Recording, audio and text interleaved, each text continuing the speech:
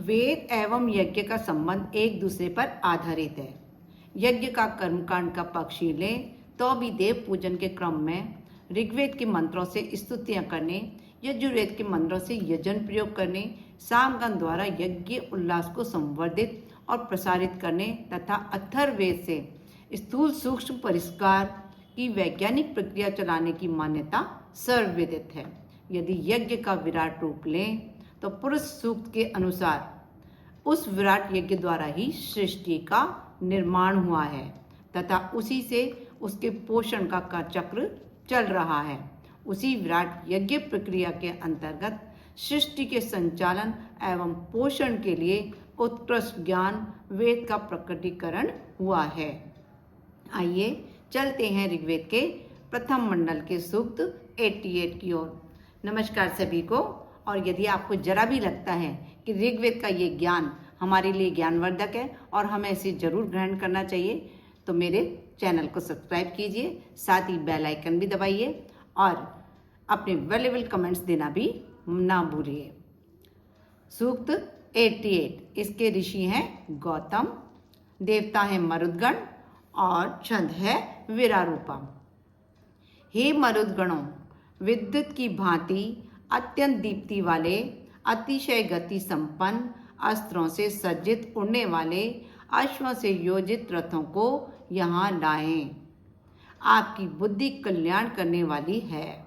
आप श्रेष्ठ अन्नों के साथ पक्षियों के सदृश वेग से हमारे पास आएं। उड़ने वाले रथ से उड़ने में समर्थ अश्व शक्ति युक्त यानों का बंध होता है। वे मरुदगण अरुणिम आभा वाले भूरे वर्ण वाले अश्वों से नियोजित स्वर्णमय रथों से कल्याणकारी कर्म संपादन करने के लिए त्वरित गति से आते हैं। अद्भुत आयुधों से युक्त होकर रथ पर विराजित ये रथ के पहियों की लौह पट्टिकाओं से भूमि को उखाड़ते जाते हैं। हे मरुदगण, आप अपने शरीरों को आयुधों से सुशोभित करें। वनों में वृक्षों के बढ़ने के समान उपासक अपनी बुद्धि को उच्च कोटि की बनाते हैं। हे भली प्रकार उत्पन्न मरुदगणों, अति उत्साह से युक्त यजमान आपको हर्षित करने के निमित्त सोम कूटने के पाषाणों की ध्वनि करते हैं, अर्थात सोमरस तैयार करते हैं।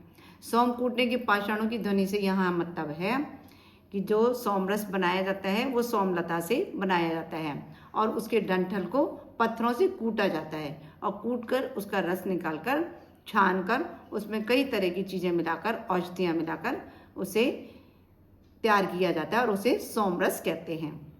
ये बहुत शक्तिवर्धक होता है।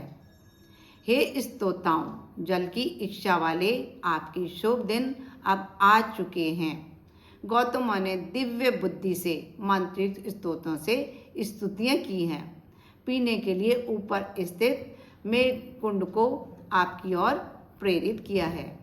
हे मरुदगणों, स्वर्णमय रथ पर अधिष्ठित होकर तीक्ष्ण धार वाले आयुधों से युक्त होकर विविध भांति शत्रु पर वार करने वाले, उनका नाश करने वाले आपको देखकर गौतम ऋषि ने जो छंद युक्त स्तुतियाँ वर्णित की हैं उनका वर्णन संभव नहीं था। हे मरुदों, आपकी बाहुओं की धारक शक्ति का यशुगान करने वाली ऋषियों की वाणी का अनुकरण कर हम आपकी स्तुति करते हैं। यह स्तुति हमारे द्वारा पूर्व की भांति सहज स्वभाव से की जा रही है। ये हुआ सूक्त 88। अब नेक्स्ट वीडियो में हम मिलते हैं सूक्त 89 के साथ। नमस्कार सभी को।